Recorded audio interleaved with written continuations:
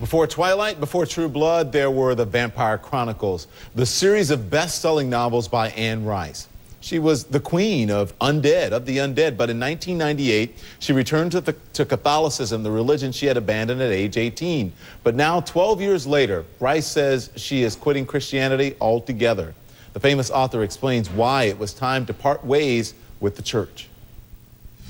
I can't find in Scripture, after 12 years of study, I can't find in Scripture any basis for many of the things that organized religion does today. I can't connect them back to Christ. I read Scripture every day of my life. I can't find a basis there for most of the stands that churches and denominations take today on the civil rights of gay people, on women and reproductive rights, on the questions of how you vote in our society. I mean, I can't find it. So certainly theological decisions lie behind my decision to step away. Now, I would not say churches need to modernize. That's not the question. The question is, what is the authentic message of Christ for us? And you know, we exist in time. He put us here. 2,000 years has passed since he died on Golgotha, since he rose from the dead. Now, there's got to be a reason for this, that we're moving through time. There have to be some implications. Are we really meant to simply cling to the interpretations of the Bible that we had in the first century? Have we clung to them? I mean, these are very complex issues. I'm somewhat overwhelmed by those issues, but I know this: I have to walk away. You're saying some very subversive things. Are you prepared for the possible backlash for any of the things that you're saying? I have to be prepared for that. You can't make a statement like this without expecting something of a whirlwind. I mean, I made it because I felt I had to. There was a lot of toxic anger in me and toxic pressure. I couldn't go on as a public Christian being implicated in the things the churches were doing. So yes, I'm prepared for a backlash. I'm prepared for whatever happens. Mm-hmm. Is it going to be difficult? Yes, it's somewhat difficult.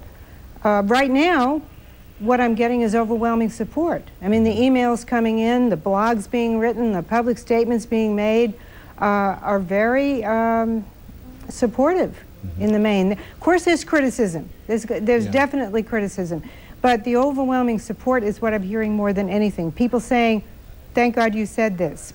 I felt this way for a long time, et cetera, et cetera. And essentially giving voice to the voiceless. But here's what I want to say. Your son, Christopher, is gay. Did this factor into your decision at all? No, no. But certainly, gay rights have mattered to me all of my professional life. I've always been for complete equal rights for gay people. I felt that way before Christopher was ever born. How is this going to change your writing, if at all? I think it will give it a renewed burst of energy. I think that I've been blocked for a while. I've been confused and stymied, and now I feel like I'm sane again for the first time in a very long while. I feel like I'm talking the truth instead of remaining silent in a state of anger or making excuses for my brothers and sisters who are followers of Christ. What would you like to see Christianity do as far as women, as far as gays and other people you feel that they are, and I don't want to put words in your mouth, being hypocritical towards? Is that correct? I'm not somebody that can seek to reform these institutions. I can just say again that I can't find in Scripture a basis for persecuting gay people. I can't find a basis for singling out them in the secular society for as a target for the hatred of Christians against them and for trying to deprive them of their civil rights or interfere with their civil rights revolution. I can't find the basis. So maybe if the churches had not been so strident about these things, if they hadn't been so outspoken about political matters in this country, it would have been easier for somebody like me. When I spoke out about issues that concern me, like gay rights or many different issues, I got a lot of pressure from Catholics and from Christians not to do this. I mean, they would go on my Facebook page and they would say, if you're going to criticize the Catholic Church for the clergy abuse scandal, what kind of Catholic are you? How can you do this? How can you post a link to a New York Times story that criticizes Pope Benedict? How dare you do this? Okay, well, I've come out now and I've said I'm not part of your group, so I feel free.